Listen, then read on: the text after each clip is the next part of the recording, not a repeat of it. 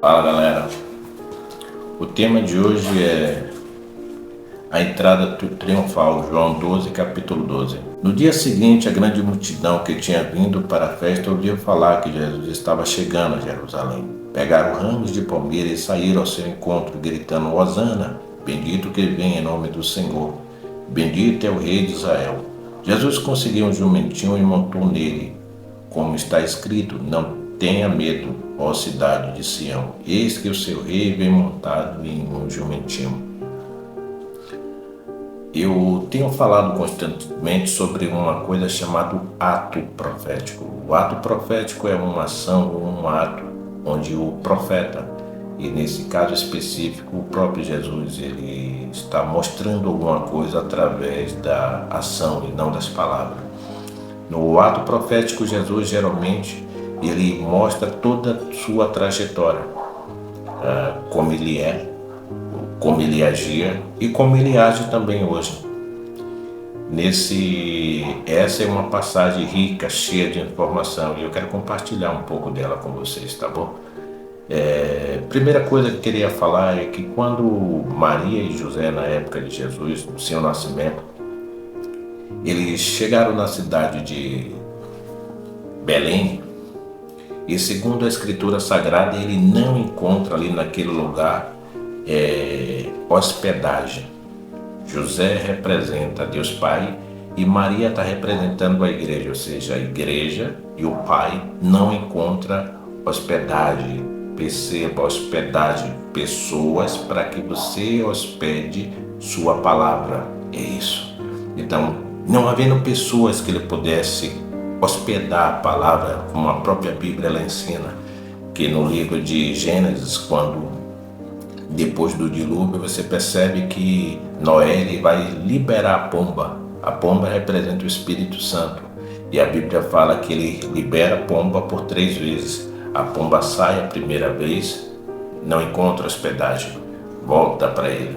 E ele solta a segunda vez e não encontra hospedagem, volta novamente. E na terceira vez ele solta e a pomba não volta mais. Ou seja, essa hospedagem é justamente o local onde a palavra de Deus possa habitar.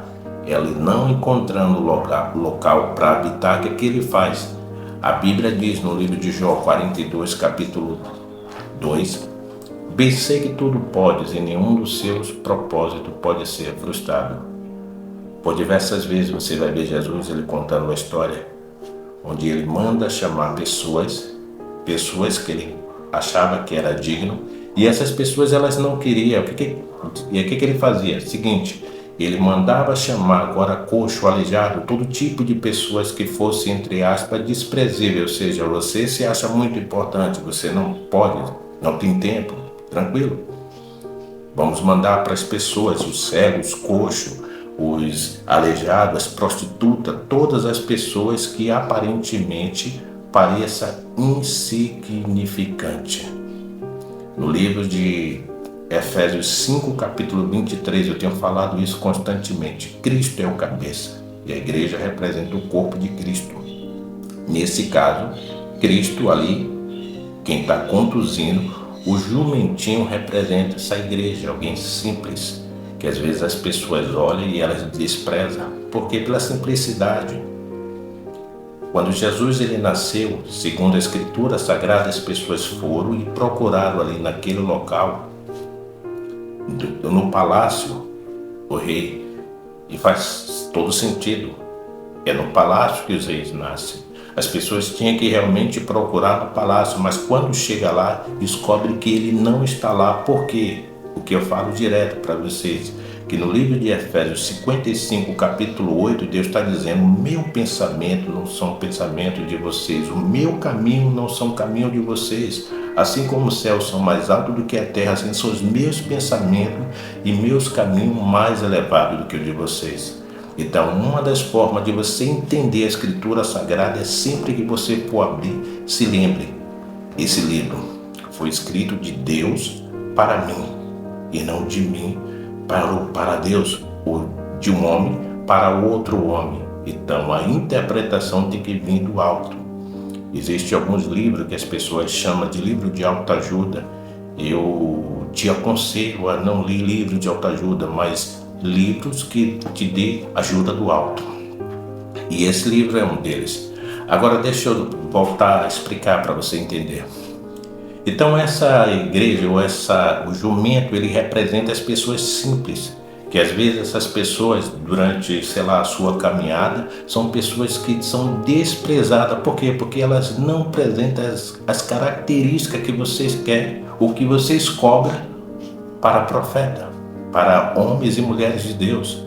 E a Bíblia, ela ensina que você deve julgar a profecia, nunca o profeta. E eu percebo que a igreja hoje, ela julga e ela precisa de um profeta de estimação, de alguém que te diga que é de Deus, alguém que te diga que, por exemplo, que está falando em nome de Deus, mas as profecias não batem, as profecias não são corretas. E aí você percebe que nas profecias eles são reprovados.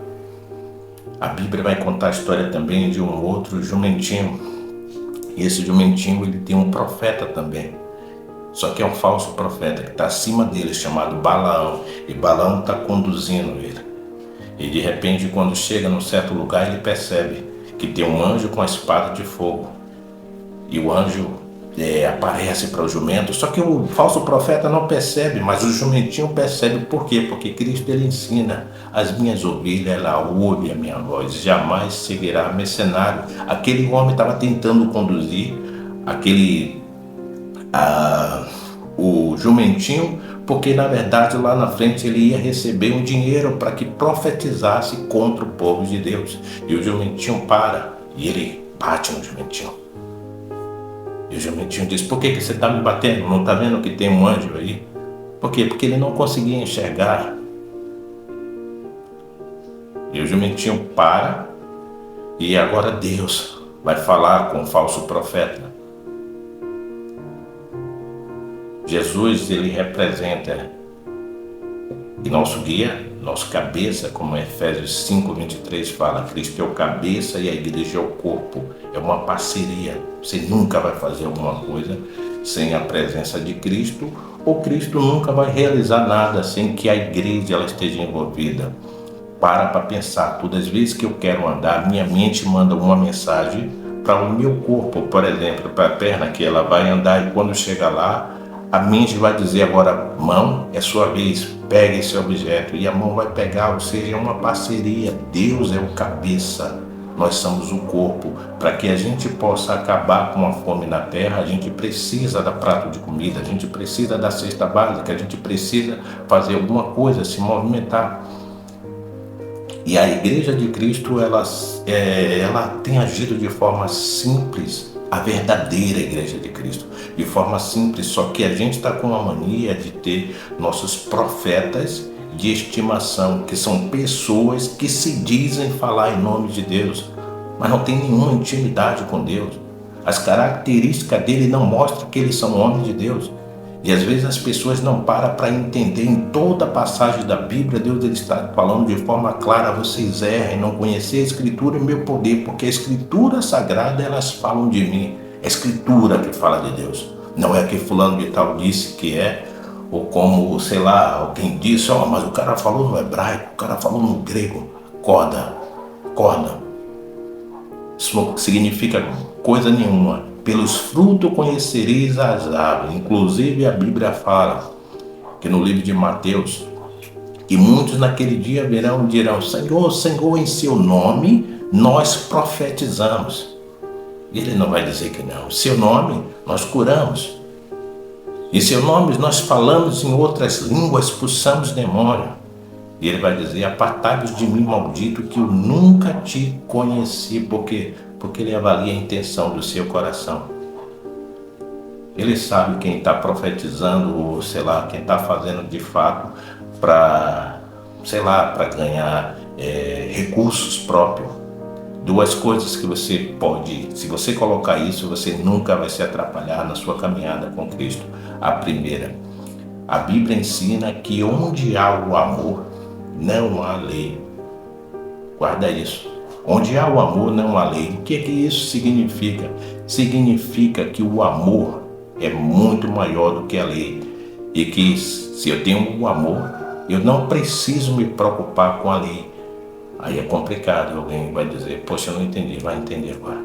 Imagine que de repente um casal, eles são casados e de repente eles se separaram e ele tem um filho. E a lei diz que ele precisa doar todo mês, dar R$ 300. Só que o cara ama o filho e de repente ele percebe que R$ 300 não dá para ele fazer, tipo, o filho dele comprar as coisas que precisa, então ele vai dar 400. Por quê? Porque a lei diz que é 300, mas o amor, ele é maior do que a lei. E outra situação, imagine que, por exemplo, muitas pessoas, às vezes a gente vê pessoas ricas e que de repente vão presos por conta de pensão alimentícia. Por quê? Porque na verdade eles não queriam dar, mas como a lei obriga, eles vão dar, mas em algumas situações eles não dão e vão presos. Aí a lei prende eles vão, libera e são soltos. Agora deixa eu lhe explicar uma coisa. Isso significa que se não fosse a lei, eles nunca iriam dar. A lei, ela foi criada para as pessoas que não têm o amor. Simples assim. Então, se você não tem o amor, você precisa da lei, porque senão você não cumpre sua obrigação. Mas para as pessoas que têm o amor, eles não precisam de lei. E é por isso que o amor de Deus, ele se manifesta de forma simples, como esse jumentinho, que segundo a Bíblia Sagrada. E agora o que é mais interessante, no livro de Isaías 53, a Bíblia ela ensina que Jesus, eu vou ler para vocês entenderem.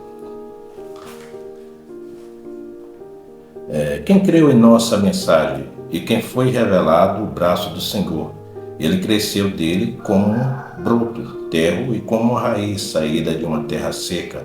Ele não tinha qualquer beleza ou majestade que nos atraísse. Nada havia em sua aparência para que o desejássemos.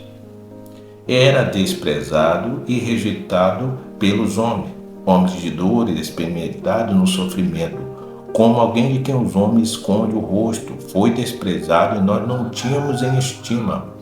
Certamente ele tomou sobre si nossas dores e enfermidade e levou nossa doença. Contudo, nós os considerávamos castigado de Deus e afligido. O mais interessante é que a Bíblia fala, e pelas suas feridas, que na verdade é pisadura, e pela sua pisadura nós somos sarados. Aí você fala, o que é pisadura? Pisadura na verdade é uma ferida que existe nas costas do jumentinho.